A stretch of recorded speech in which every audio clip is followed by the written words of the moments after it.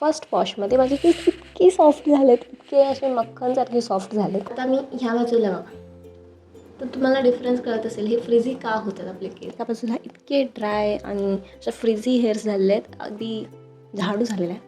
आणि एका बाजूला किती सॉफ्ट नरिश्ड आणि एकदम फ्री वाटते. खूप जास्त महागाचे खूप जास्त प्रोडक्टच वापरून केस सुंदर आणि शायनी दिसतात. हाय, आय एम नंदिनी पाटील आणि माझ्या यूट्यूब चॅनलमध्ये तुमचं सगळ्यांचं खूप स्वागत आहे. आणि तुम्हाला बजेटमधले hair care, skin care, DIYs, home remedies अशा सगळ्या विषयांवरती व्हिडिओज बघायचे असतील तर तुम्ही मला सबस्क्राईब करू शकता. Let's start this video. तुमचेही केस असे सॉफ्ट, सिल्की आणि हेल्दी दिसू शकतात जर तुम्ही राईट रुटीन फॉलो केलं तर. जर तुमचे केस नेहमी असे दिसायच्या ऐवजी असे दिसत आहेत तर तुम्ही हा व्हिडिओ शेवटपर्यंत बघितला पाहिजे. कारण माझे केस ना खूप जास्त ड्राय झाले होते, खूप फ्रिझी वाटत होते आणि त्यामुळे खूप जास्त रिसर्च केल्यानंतर इंटरनेटवरती काही गोष्टी बघून त्या अप्लाय करून माझे केस अजूनच जास्त ड्राय व्हायला लागले rather than any result. So मला असं वाटलं की अजून थोडासा विचार केला पाहिजे की का माझे केस इतके ड्राय झालेत अचानक. आणि माझ्या लक्षात आलं की ही माझीच चूक होती. आणि मेन म्हणजे केस खूपच ड्राय होण्याचं कारण म्हणजे, आता मी खूप डीपमध्ये नाही जात कारण मग व्हिडिओ खूप बोरिंग होईल, कुठे आता केसांचा अभ्यास वगैरे करायला बसायचा असं तुम्हाला वाटायला लागेल. पण मी खूपच सोप्या भाषेत तुम्हाला सांगायचा प्रयत्न करते.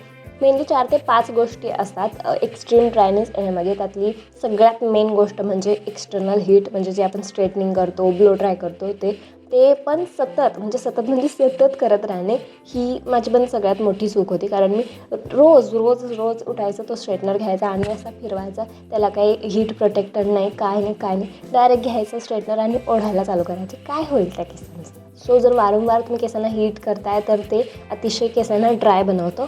सेकंड गोष्ट म्हणजे हार्ड वॉटर, म्हणजेच बोरचं पाणी केसांना, म्हणजे बोरच्या पाण्यानं केस धुणं, हे तर सगळ्यात वाट लावतं केसांची. कारण सतत जर तुम्ही बोरचं पाणी वापरता तुमचे केस धुण्यासाठी तर मग तुम्हाला डॅन्ड्रफ व्हायला लागतो, केस गळायला लागतात, खूप अनहेल्दी होतात, खूप फ्रिझी होतात, खूपच वाट लागते केसांची. आता आमच्यात नेहमी बोरचं पाणी नसतं, पण काही वेळेला जेव्हा टँकर मागवतो त्यावेळी ते बोरचंच पाणी असतं.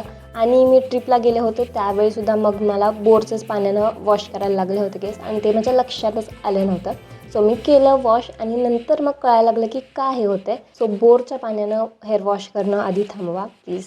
तिसरी महत्त्वाची गोष्ट ते म्हणजे वेदर कंडिशन्स, म्हणजे जास्त थंडी वगैरे असेल तर त्यावेळी जास्त केस ड्राय होऊ शकतात. आणि ज्यावेळी आपण स्कूटीवरून जायचा असतो त्यावेळी आपल्याला केस मोकळे सोडून जायचे असतात कारण हिरोईन बनायचं असतं. पण प्लीज असं करू नका, कारण त्या वाऱ्यामुळे तर केस अजूनच फ्रिझी होतात आणि केसांची वाट लागते त्या पोल्युशनमुळे. सो प्लीज स्कार्फ बांधून बाहेर पडा. चौथी गोष्ट म्हणजे प्रोटीन. केसातलं प्रोटीन ज्यावेळेला कमी व्हायला लागतं तेव्हा ते अजूनच ड्राय व्हायला लागतात. सो आपल्या डाएटमध्ये जर प्रोटीन इंटेक कमी असेल तर ते केसांवरती सुद्धा अफेक्ट करतं. आपल्या डाएटमध्ये प्रोटीन आपल्याला घेतलं पाहिजे. आणि सगळ्यात मेन रिझन म्हणजे शॅम्पू. जर आपण आठवड्यातून 2पेक्षा जास्त वेळा त्या हार्ड शॅम्पूने जर हेअर वॉश करत असू तर हेअर खूप जास्त फ्रिझी होतात. आणि एक गोष्ट म्हणजे आपण खूप हार्ड शॅम्पू केसांना वापरतो, म्हणजे खूपच त्यामध्ये केमिकल्स असतात. असे शॅम्पू जेव्हा आपण केसांना वापरतो तेव्हा ते अजूनच फ्रिझी व्हायला लागतात. आणि म्हणजे नॉर्मली इंडियन लोक शॅम्पू वापरतात असे सॅशेटमधले, त्याच्यामुळे तर खूप जास्त केस फ्रिझी होतात. आणि कारण त्यामध्ये खूप जास्त प्रमाणात सल्फेट असतं, पॅराबेन्स असतात, ते आपल्या केसांना खूप जास्त ड्राय बनवतात. सो हे काही रिझन्स असू शकतात केस खूप जास्त ड्राय होण्यामागे. आता मी यातल्या कुठल्या चुका करत होते तर ऑलमोस्ट सगळ्या.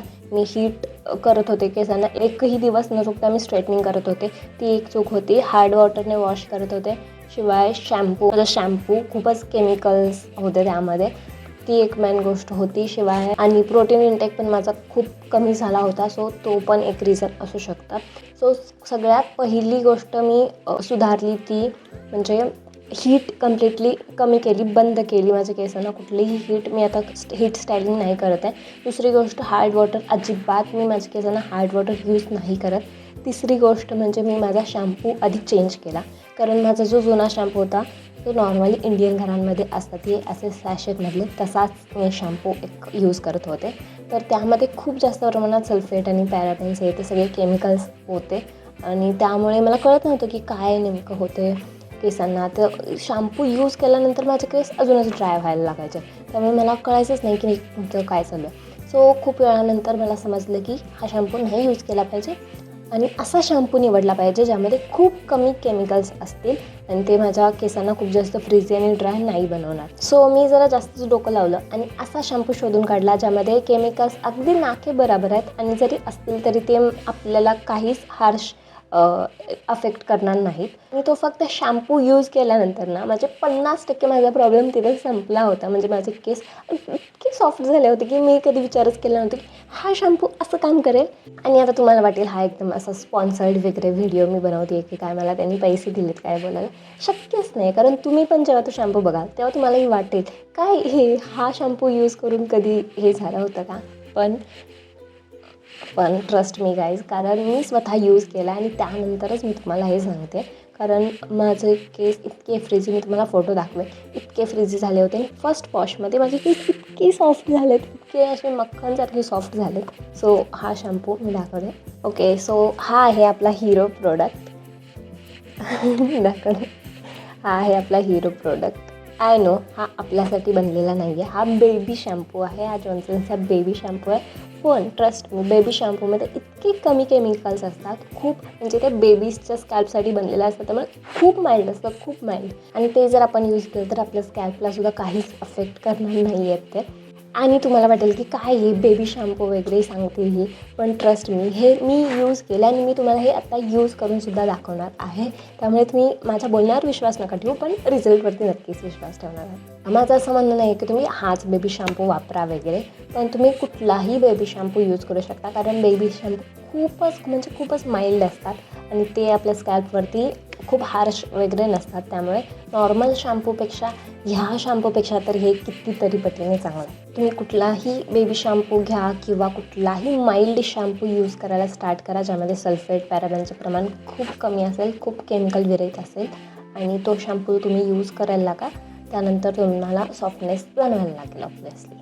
आणि मी हा शॅम्पू का चूज केला तर मला डीमार्टमध्ये हाच मिळाला, सो मी हाच घेऊन टाकला. सो आता मी तुम्हाला हे यूज करून दाखवणार आहे. एका साईडला हा बेबी शॅम्पू, ह्या साईडला मी हा बेबी शॅम्पू यूज करणार आहे आणि एका साईडला जो मी आधी यूज करत होते तोच शॅम्पू यूज करणार आहे. पण या साईडला मी कंडिशनरसुद्धा लावणार आहे. आणि ज्या काही मी स्टेप्स आता फॉलो करते, की केस वॉश केल्यानंतर ज्या काही स्टेप फॉलो करते त्या मी सगळ्या ह्या साईडला फॉलो करणार आहे. आणि ह्या साईडला मी काहीच फॉलो करणार नाही, फक्त तो शॅम्पू लावून असेच केस माझे सोडणार आहे. म्हणजे नॉर्मली मुली काय करतात, फक्त शॅम्पू लावून सोडून देतात, पण तसं नाही करायचं.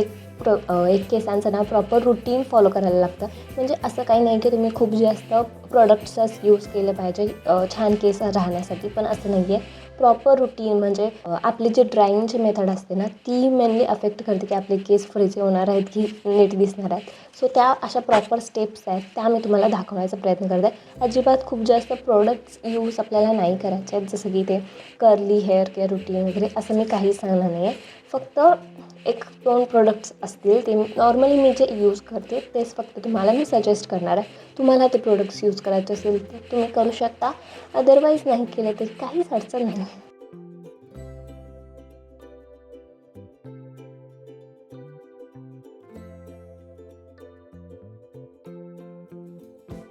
आता ही स्टेप झाल्यानंतर मी अप्लाय करणार आहे एक सिरम. तुम्ही कोणतंही सिरम यूज करू शकता. मी स्ट्रिक्सचं यूज करते आणि हेच मला आवडतं सगळ्यात जास्त. 3 पंप मी घेतले आणि आता फक्त केसांच्या लेंथला मी लावणार आहे. तुम्हाला जर सिरम नसेल यूज करायचं तर तुम्ही बेबी ऑइल असतं ना ते सुद्धा यूज करू शकता. त्यामुळे केस असे ना शायनी दिसतात. तर माझं सिरम लावून झालेलं आहे. आता नेक्स्ट स्टेप आहे ते म्हणजे मी कोंब करणार आहे केसांना. मी शेवटीपासून सुरुवात करते कारण मग खूप हेअरफॉल होतं. कोंब नाही केले तर कसे दिसतील हे कळेलच तुम्हाला. आणि मेक शुअर की तुम्ही असा मोठ्या दातांचा कंगवा यूज करताय. हे लहान दाताचे कंगवा जे तुम्ही यूज केलं ना तर केस खूप तुटतात. त्यामुळे वुडन असो प्लास्टिक असो, फक्त मोठ्या दातांचा असेल तर बेस्ट आहे. आता मी ह्या बाजूला बघा तर तुम्हाला डिफरन्स कळत असेल हे फ्रिझी का होतात आपले केस. हे आपण असंच ठेवून देतो आणि पुन्हा असा टॉवेलवरती असा बांधून देतो, त्यामुळे तर अजूनच फ्रिझी होतात. हे असं तुम्ही केस बांधू शकता आणि त्यानंतर एखादा असा जुना टी शर्ट घ्यायचा आणि जस्ट बांधून टाकायचं.